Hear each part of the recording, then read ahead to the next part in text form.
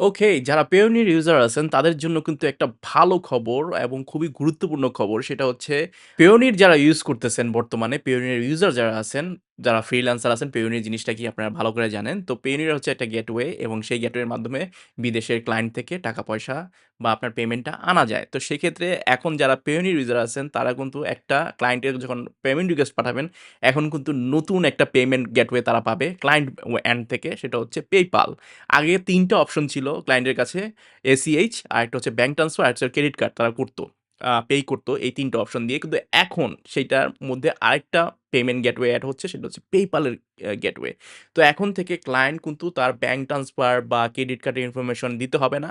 Just তারা PayPal এর অপশনে ক্লিক করবে। Payoneer অবশ্যই Payoneer অ্যাকাউন্ট করতে হবে তাদের। কিন্তু পেমেন্ট অংশে যখন ক্লিক করবে তখন কিন্তু তারা PayPal পাবে। এর চেয়ে বড় ভালো খবর আর কি হতে পারে?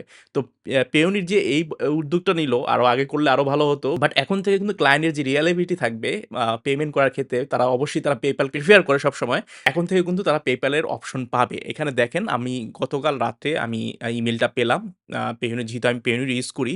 তো সেক্ষেত্রে দেখা যাচ্ছে "you can now get paid globally with PayPal" দেখছেন অপশনটা দেখছেন আগে ৩ টা ছিল। এই যে PayPal এর অপশন এখন পাবে ক্লায়েন্ট। যারা অনেকে অনেক ক্লায়েন্টরা Payoneer ইউজ করে ঠিক আছে, Payoneer কে আগে অ্যাকাউন্ট করতে হয়। বাট সেখানে যে একটা PayPal এর অপশন পাবে, তাহলে কিন্তু সেটা খুবই, খুবই উপকার হবে।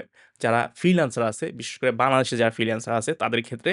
কারণ এইটা একটা বলে না লাইম মামার চেয়ে কানা মামা ভালো। যেহেতু PayPal এভেইলেবল না, বাট PayPal অপশনটা Payoneer ভেতরে এখন পেয়ে যাবে ক্লায়েন্টরা। আপনি যখন পেমেন্ট রিকোয়েস্ট পাঠাবেন ক্লায়েন্টকে, তখন কিন্তু তারা খুব সহজেই তাদের PayPal অ্যাকাউন্ট থেকে তারা পে করতে পারবে। যেহেতু এটা একটা গেটওয়ে সৃষ্টি করছে।